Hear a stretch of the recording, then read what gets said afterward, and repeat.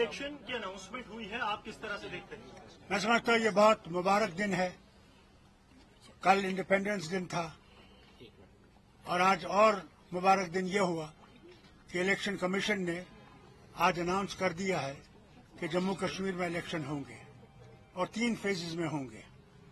पहला फेज 18 को होगा, दूसरा फेज 25 को होगा, तीसरा फेज जो है 1 को होगा और 4 अक्टूबर को रिजल्ट निकलेंगे। मैं सिर्फ इलेक्शन कमीशन से ये उम्मीद करूंगा, जो बहुत जरूरी है, कि लेवल प्लेइंग फील्ड सबको दें, सब पार्टीज को। ये नहीं कि एक को ज्यादा दे देंगे। और खासकर जो इन्होंने ऑफिसर्स को रातों रात चेंज किया है, इसका मतलब इन्हें मालूम था कि अनाउंसमेंट आएगा। मैं चाहता हूं कि इलेक्शन कमीशन इसको भी देखे, इन अफसरों को किस बिना पे चेंज किया गया है।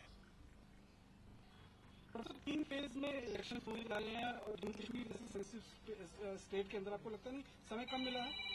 अच्छा है, बहुत ही अच्छा कि समय मिला। अब पता लगेगा कौन तैयार था, कौन तैयार नहीं था। डॉक्टर साहब, क्या आप चुनाव लड़ेंगे? इसमें क्या आपको कोई शक है?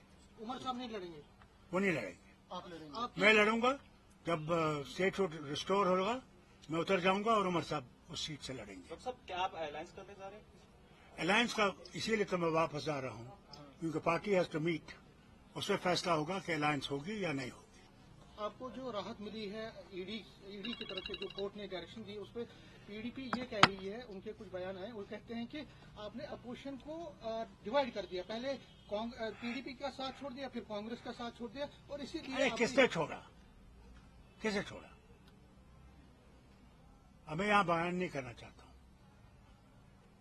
किसने हमारे खिलाफ बयान देना शुरू किया? वो तो बहुत बोलते हैं, उनको बोलने की आदत है। मैंने कभी कुछ नहीं कहा पीडीपी के बारे में। लोग जानते हैं क्या है क्या नहीं है। तो सब नेशनल कॉन्फ्रेंस 90 की 90 सीटों पर अपने चुनाव उम्मीदवार उतार रहे हैं।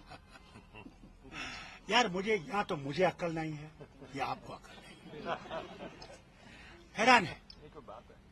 मैंने कहा पार्टी डिसाइड करेगी। इसके बाद भी यह सवाल है। 370 इशू रहेगा, 370 इशू रहेगा आपका, क्योंकि कोर्ट का वो आप जम्मू के लोगों से पूछिए, हमारे से मत पूछिए कि 370 जाने से उनका क्या नुकसान हुआ, उनसे पूछिए। डॉक्टर साहब, कितनी उम्मीदें हैं? किसकी उम्मीद?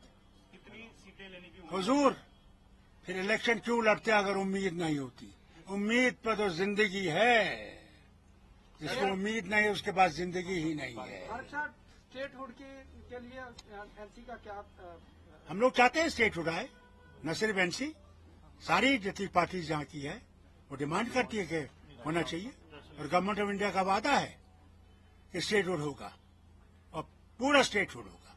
महिलाओं को एडिक्वेट रिप्रेजेंटेशन मिलेगी जो आपकी पार्टी की महिलाएं हैं, क्योंकि वो कहती हैं कि बहुत टाइम से थोड़ा बहुत मिला, लेकिन अब नहीं, अगर आपकी कोई बहन और बीवी है जो लड़ना चाहती है बता दीजिए, हम उसको देखेंगे कि उसका कितना उसका उसमें है, बताइए।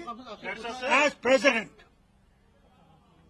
Jammu Kashmir National Conference has always believed that women must get their right.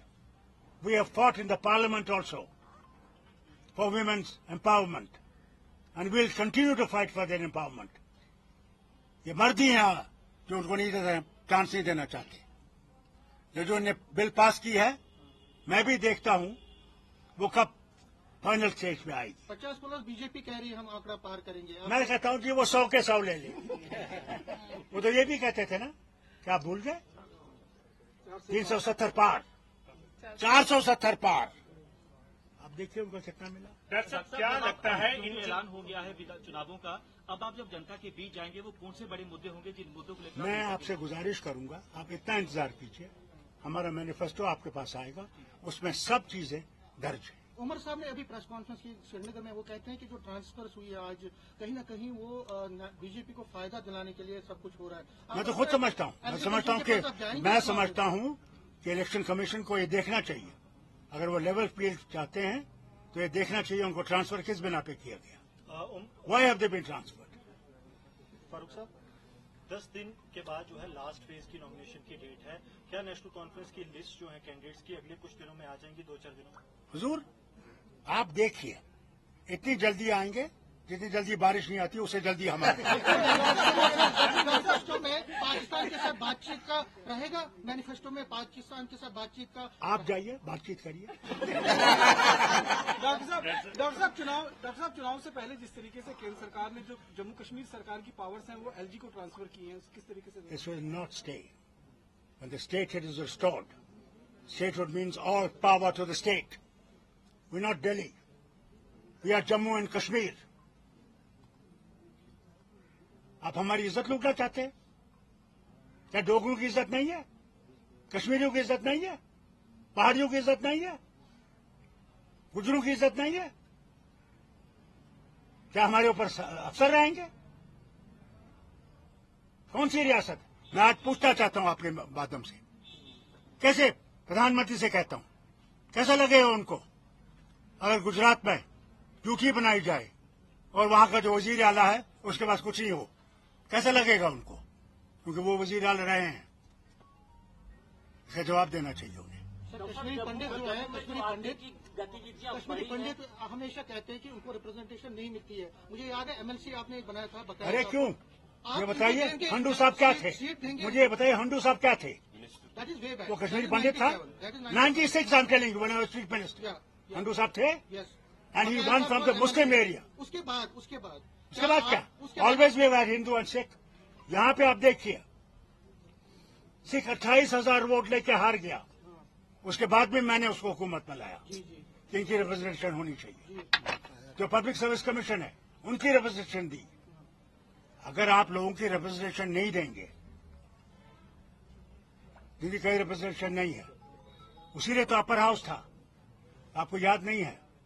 मेरे पास 8 सीटें थी, मैंने 6 सीटें जम्मू को दी, सिर्फ 2 सीटें कश्मीर को दी। Sir, a question on the prospects of National Conference. 2 questions. First, are you in touch with Ghulam Nabi Azad? Second question is whether Sajjad Lone and Altaf Bukhari will also be joining your front against the Bharatiya Janata Party? As far as Sajjad is concerned and as Bukhari is concerned, they're already part of BJP. So what is the problem? As far as Azad is concerned, he has said he is not going to be there in the meeting, in the fight. So there's no problem left. Sir, you said Azad is not going to be in the fight. Has he conveyed it to you that he's not going? No, I read it in the paper. Okay. So no talks with him also. No, you ring him, find out. Doctor साहब, जो जम्मू में लगातार आतंकी गतिविधियां बढ़ी हैं, कई जवानों ने शहादत भी पाई है, क्या लगता है कि भाजपा जो दावे कर रही है कि जम्मू कश्मीर में शांति बहाल हुई है, लेकिन जम्मू संभाग में आतंकी गतिविधियां बढ़ी हैं, क्या लगता है कि इसकी जिम्मेवारी कौन तय करेगा? जब तक बीजेपी ये नहीं समझे कि भारत के सब लोग यहाँ के आदमी हैं, वो मुसलमान हो, हिंदू हो, सिख हो, ईसाई हो, बौद्ध हो, वो भी जिसका कोई धर्म नहीं है। भारत जो है वो अनेकता में एकता है। उस अनेकता को जब तक हम लोग मजबूत नहीं करेंगे, हम भारत को मजबूत नहीं कर सकते। सर, क्योंकि चुनाव का अनाउंसमेंट हो चुका है, क्या आने वाले वक्त में आप पीडीपी और कांग्रेस के साथ दोनों से बात करेंगे? क्या अलायंस देखा जाएगा? अगर जनरल ये कहे कि मैंने किस फ्रंट पे लड़ना है, मैं समझता हूँ जनरल ने पहले ही मैदान छोड़ दिया है। मैं जनरल हूँ, मैं जो करने वाला हूँ वो आपको उस वक्त बताऊँ। यहाँ पे देखिए, उमर साहब और आप में ये देखिए, I am Farooq Abdullah. You talk to Farooq Abdullah. If you want to talk to Umar Abdullah, you talk to him. ये क्यों कहा जाता है कि उमर साहब अलायंस नहीं चाहते, आप चाहते हैं? आपका जो विजन है वो ब्रॉडर है, वो कहते हैं कि उमर साहब सोलो जाना चाहते हैं। लोकसभा इलेक्शंस में भी वो सोलो गए और No, let me tell you, you are wrong. I want to fight solo. I want to see where we stand. It will now depend on the party what they want to decide. Sir, बेरोजगारी बड़ा मुद्दा बन चुका है। अरे बेरोजगारी मत छोड़ो, सिर्फ महंगाई कम है। महंगाई भी आसमान से छू रही है। आपके पास रोड मैप है उसका, महंगाई कम करवाने का रोड मैप? आप देखिए जनाब, अगर आ गए, मैं अगर आपको भी महंगाई कम ना कर दूं तो मुझे फारूक अब्दुल्ला। स्मार्ट मीटर जो है आपकी अगर सरकार आती है, स्मार्ट मीटर पर क्या निर्णय लेंगे? पहले तो मैं आपसे कहूं, मैं आपसे गुजारिश करता हूं, आप वो मैनिफेस्टो पढ़िए, उसमें हमने सब लिखा हुआ है। सर, कब तक manifesto launch? I get to Srinagar. Sir Very shortly we'll release it. Sir एक नेशनल मुद्दा जो चल रहा है अभी डॉक्टर जो मारी गई है कोलकाता में जो करीब और मर्डर देखिए हुआ मैं क्या खुद कहेंगे डॉक्टर सर? आप खुद डॉक्टर